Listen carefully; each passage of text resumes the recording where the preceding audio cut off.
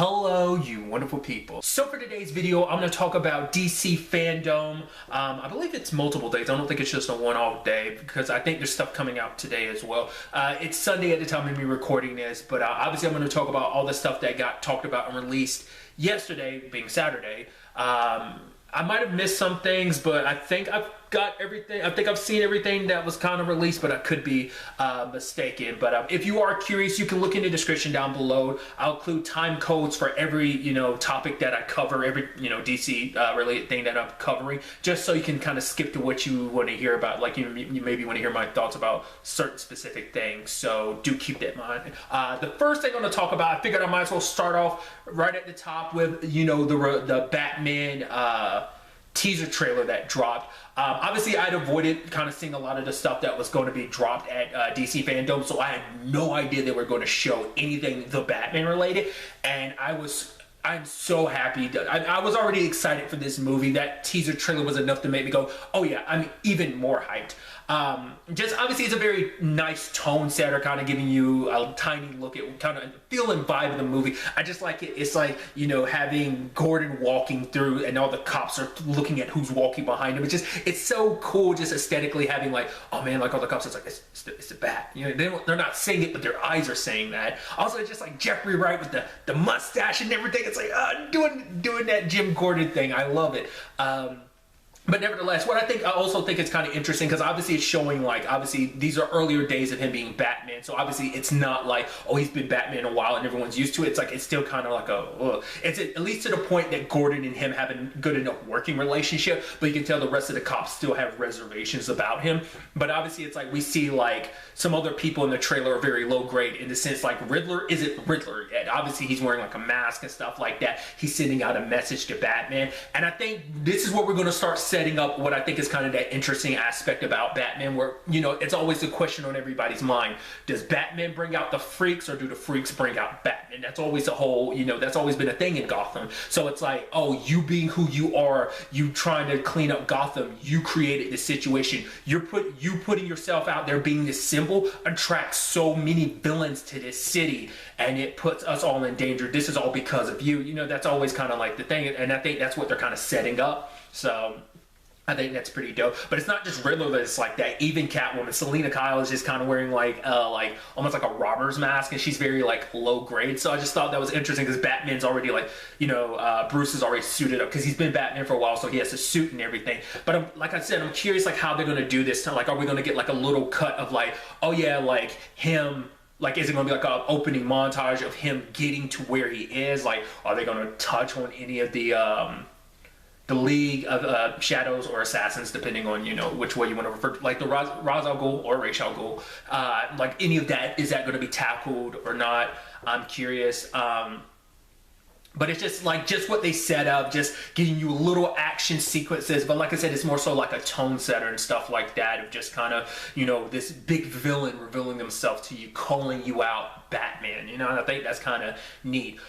What I also love is because I read a comment, someone had made a comparison saying that like, oh, this felt like Batman meets, The Crow, and I was like, oh my god, like I said, I literally commented back, I was like, I was already hyped. You saying that, making that comparison made me even more hyped, because as someone, I've talked about it, I love The Crow, and I can definitely get those vibes, especially because if you're familiar with The Crow, I've never read the comic books, obviously I've seen the movies, but it's like, it kind of lends itself very nicely to like Gotham, like the Crow aesthetic and feel and vibe definitely fits very nicely with Gotham. You can obviously make comparisons between the Crow and Batman, so I like those comparisons, and I can definitely get that vibe, especially when Bruce takes off the mask, and obviously Robert Pattinson's got like the makeup underneath his eyes like that, and I thought that was such an interesting aesthetic choice because the only superhero I'm aware of that's ever done that. I mean, like, I'm not saying there's not others who haven't, but the one that comes to my mind is Oliver from the TV show Arrow. Like, he did that, because I don't know if that's typically a Green Arrow thing, because I know he always has like the mask, but this is like before Oliver got the mask from Barry at first in the show, so it's like because I think he still did it even when he got the mask. I think he still did like the whole green, but then he put his mask on top of it. I could be mistaken. It's been a while. He eventually just stopped doing it in general, if I remember correctly, because he just solely just did the mask. But regardless, just that aesthetic in its own right was just pretty dope. I even liked him writing the date in like the 2s being question marks. I don't know, aesthetically I like that. So it was just nice kind of getting a look into this, seeing the Batmobile, seeing the bat suit in action, and just seeing him walk around. It's like, it feels so good. It was just like, oh my God, this is so freaking awesome. So I'm so pumped for this movie. Next up, we're gonna talk about, you know, keeping it rolling with movies. We're gonna talk about the teaser trailer that came out for, well, they're labeling as Zack Snyder's Justice League, obviously the Snyder Cut, and it looks awesome.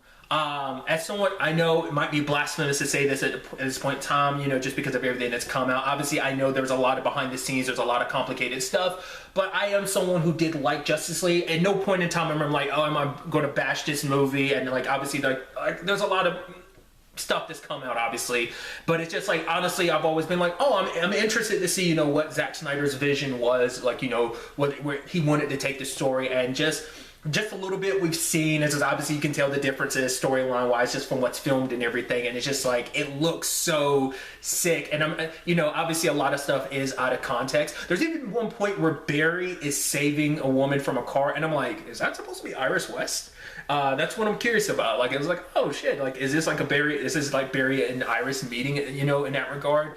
Because I think this movie might do kind of what the other Justice League couldn't really do, and that was like spend time kind of giving you the opportunity to introduce the characters and stuff like that, kind of to get to really know, because obviously you get a little bit about Vic's background. I think we're going to have a lot more of him, because obviously that was a big issue, like, you know, there wasn't enough Cyborg in the original movie, so I think giving him more time to shine, probably diving a little bit into Aquaman, which I think is going to be interesting, considering now we do have more of his backstory, but obviously that was kind of like, obviously, even the, because obviously it also comes down to like, well, this is kind of continuing the continuity from Batman v Superman, so it's kind of ignoring the Aquaman and Wonder Woman continuities that have already been set up. I mean, I think maybe they could technically still fit in. I mean, it also depends on just how everything plays out, because obviously it's going to play out way differently than the original Justice League movie, but obviously you still see elements of like, okay, similarities in certain regards, but Diana doing kind of her whole, you know, superhero thing. We see her like standing in front of like a little girl, because I guess it's just kind of like Wonder Woman's here, you know, a representation of like, oh man, like, you know, like she's this amazing hero, I can be too. I think that's what that's kind of setting up. But obviously we see Darkseid, which is interesting to see Darkseid with a weapon, because I'm used to, not unless I'm mistaken, not unless I'm being stupid, because I know one of them is Steppenwolf. He's obviously, his design's a little different. This is probably along the lines of what they originally wanted for his character design. But there's also Darkseid having like a staff and stuff like that, which I'm like, I mean, I guess because maybe in my head I've always thought of him as just kind of like the brute force fist punching you, you know, with his crazy strength. But it's also neat that he's just like straight up in the movie. So I'm curious to kind of see that. I even like the whole thing of like, you know, Barry being like, this dude's literally ravaged, like other super beings have gone up against him, and he's basically conquered all the worlds. But Bruce is like, yeah, but he's never going against us. Not when we're joined together like this, you know? So I'm interested to see obviously that, you know, what Superman's story ended up like. Obviously I think there's probably going to be elements of like, because obviously a lot of this is, because obviously what was reported was like they're not using anything from the Whedon version, like obviously, so because some of the Whedon stuff was kind of built off of what was kind of laid with the Zack Snyder thing. Like I said, it's a whole complicated thing, but I'm still interested to kind of see like where Superman's story takes him, because there's stuff later on that still shows him in the black suit, and so it's not like he goes back to the red and blue like he kind of does.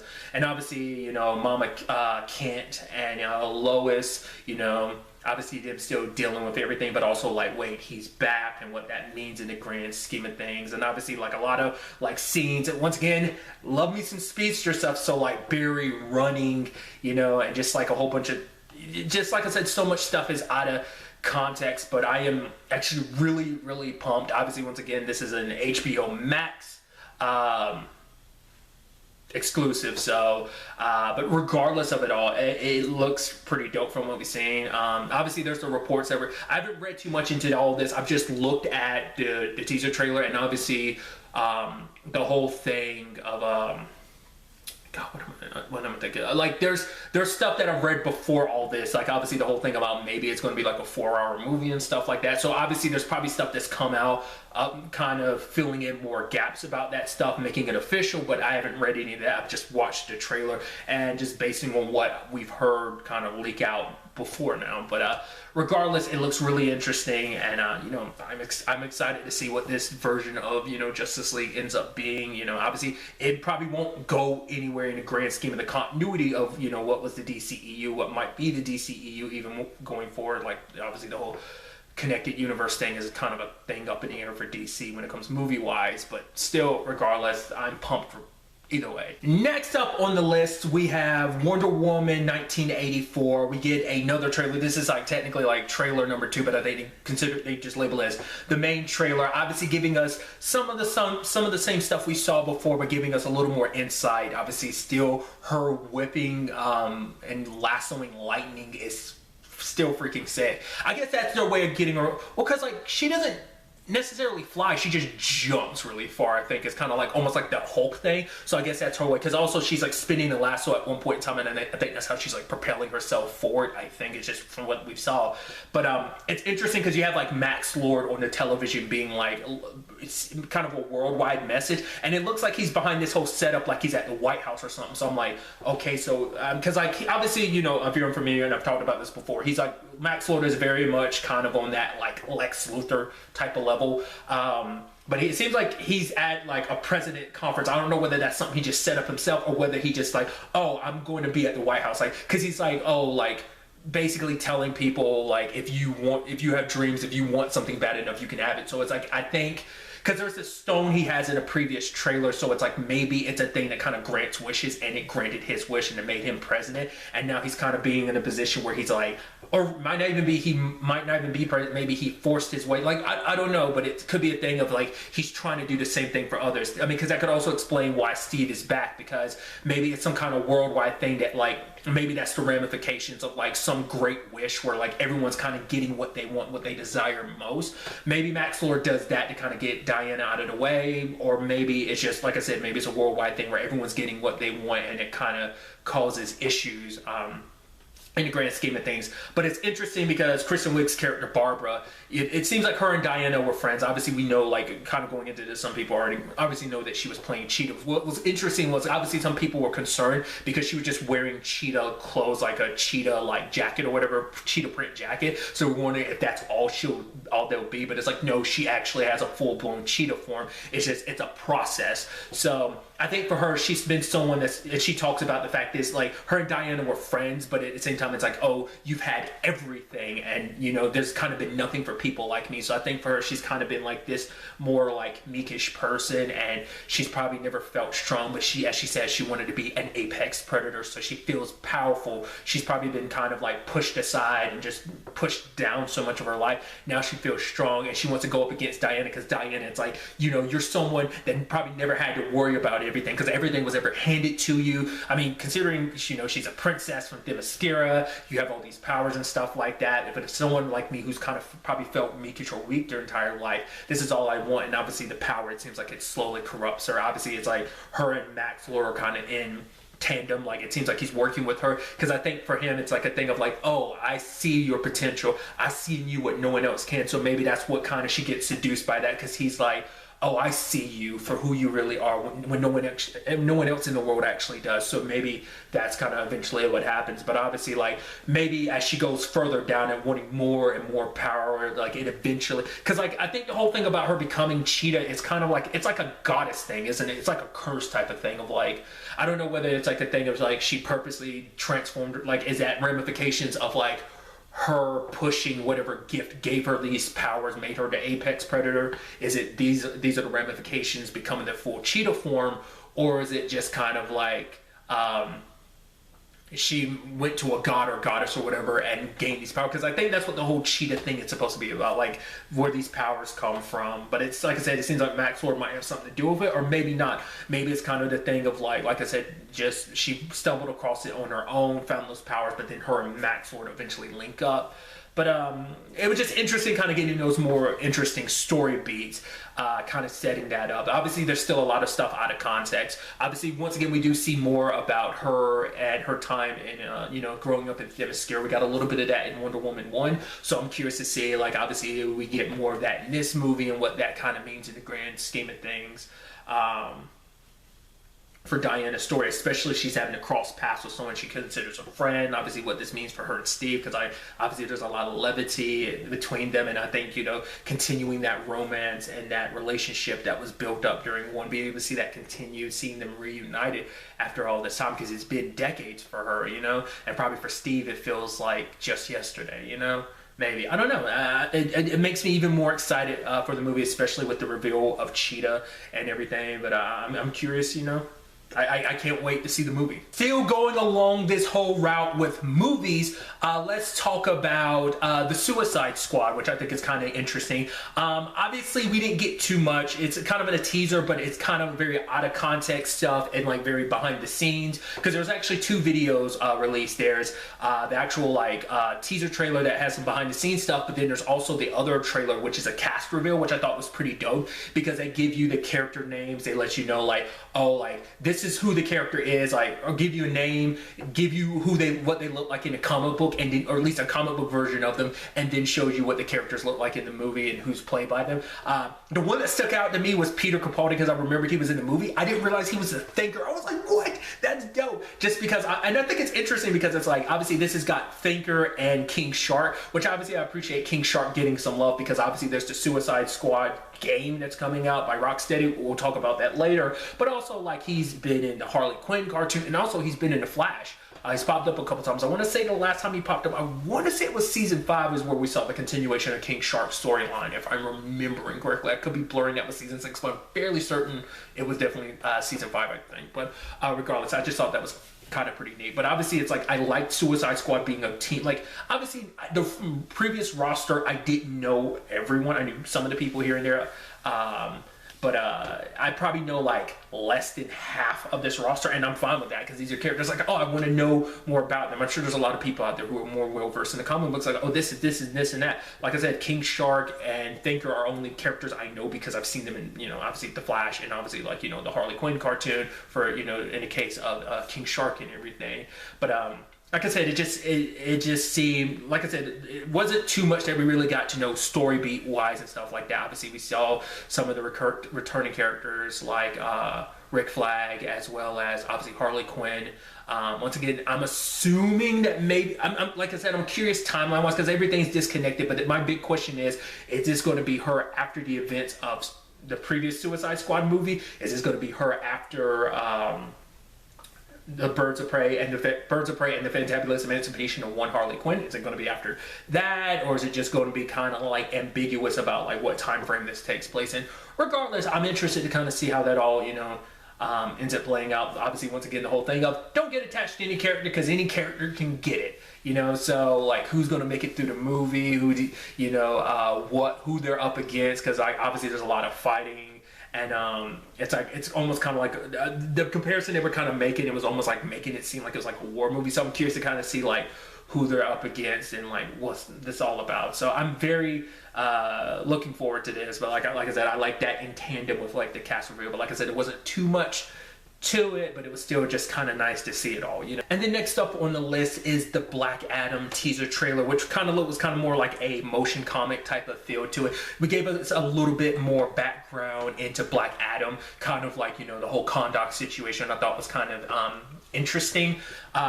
And it still doesn't tell us necessarily what the aesthetic of the story is going to be like, because obviously for him, he talks about him fighting for Kondak. It's they needed a hero, but they got me. And I think that's kind of interesting, because obviously he kind of plays that role of kind of an anti-hero. He was originally a villain in the comic books, but eventually he kind of plays a role of a hero. So a lot of people were curious what they were going to do with this, and I think it's interesting setting it up where it's a thing of yes, he wasn't really a hero. He did what he felt what was necessary, but he got locked away for it. We can see the previous a Shazam of that time sealing him away all that time ago. So it's a thing of it's probably a thing of like he was almost probably like a dictator, and the fact that he probably, yes, he thought he was doing what was right by his people, but maybe got consumed by the power, and it's probably like, oh, I probably had to kill or destroy anyone that was in my way to kind of do what I felt was best for my people. But it's like, was it really for them? Was it, or more so for me? And he's like 5,000 years later.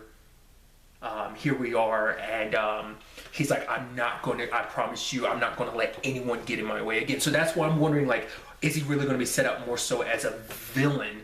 I'm curious, because obviously that's a big thing some people had in mind too, like, you know, in particular seeing, you know, The Rock more in that role of a villain, because he's never played a villain before. But it's, I mean, obviously, if, you know, Black Adam plays a role of an anti-hero, would he kind of, his character, would this movie kind of lean more into that? I mean, would they, I mean, since they did this introduction, does that mean we're still going to get the Kahndaq stuff? Probably, but then like maybe by the end of the movie, it's going to be set modern day, or maybe part of the movie is going to be back in Kahndaq and the rest of it's going to be modern day. I'm curious to see kind of how they will ultimately, you know, kind of play with that. But I'd like to get to know his story and just understand how he got to where he is, understand who he is, because I've seen him in some animated stuff. I know him from like Injustice and stuff like that, but I'd still like to really get to know this character and understand like what he went through to obviously get to where he is and everything. So like I said, not too much to pull from it, a little bit of story elements to kind of give you some idea about the movie, but we, like I said, we still don't know like how it will play for the movie in itself. For this next section, we're going to be talking about some of the video game stuff that got dropped. First and foremost, let's start off with Gotham Knights.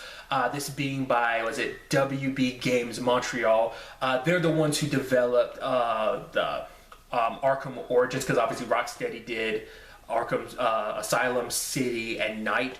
But regardless, this, and I looked into it because I was curious. This isn't set in that Arkham continuity. This is kind of its own thing. It's kind of its own continuity. In this continuity, basically, it seems like Bruce has died, and it's up to the other members of the Bat family to kind of continue on. We see like Barbara, obviously as Batgirl, but what's interesting though is when we see her, there is a wheelchair nearby, so it's like kind of implying in this continuity, the whole getting paralyzed by the Joker thing has already happened. So she went through like being Oracle, leaving, putting up the cowl as Batgirl and being Oracle, but it seems like she's come back to being Batgirl. We see Nightwing, so I'm assuming, you know, obviously Dick Grayson. There's another Robin. I'm curious. I'm assuming, I could be mistaken, but I just assume that's Tim Drake. Could be wrong. And obviously we also see the Red Hood, so I'm assuming that's obviously Jason Todd. I know a little bit about Jason Todd's story. I know like eventually him becoming the Red Hood. I just don't know the ins and outs of it. But like I said, I'd assume the other Robin is Tim Drake. I mean, it could be Damian Wayne, but I'm assuming it's more so Tim Drake. But regardless, the game looks great. You know, obviously I'm slightly familiar with the Arkham games and stuff like that, but there's also not only like the cinematic trailer we got, which had some gameplay in itself, there was also another trailer that kind of was more of like a gameplay walkthrough. I thought was pretty dope, kind of showing you like obviously like combat and everything. One of them, I don't know which one it is. I don't know whether it's like Tim Drake's Robin or whether it's Red Hood, but one of them can kind of use like apparently like the Justice League Tower to kind of teleport, which is pretty dope. I like that Barbara kind of has like a tonfa type of weapon, which I thought like was pretty dope.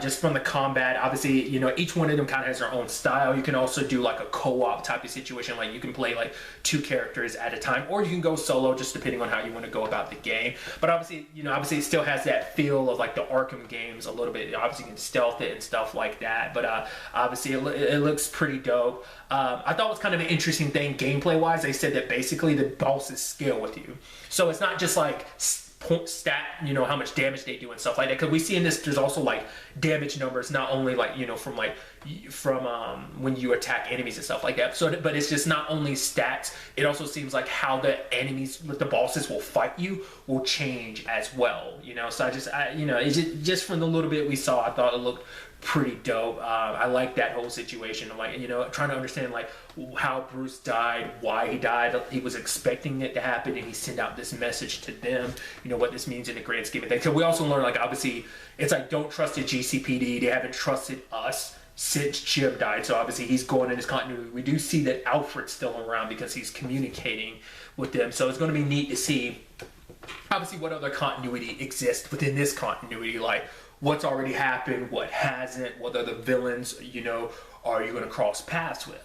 So there's that. And then finally, the other game we saw was the Suicide Squad game by Rocksteady called Suicide Squad Killed the Justice League. It was mainly a cinematic trailer, but it was still pretty dope. I haven't read too much into it, so I do apologize. But obviously we see Captain Boomerang, Deadshot, Harley, and King Shark. Once again, you know, I brought it up earlier, all the King Shark love that's going around. It's interesting too because it's like obviously with the Suicide Squad movie, from the 2016 Suicide Squad movie and the Suicide Squad by James Gunn coming out like next year and everything, so it's interesting timing with this game and everything.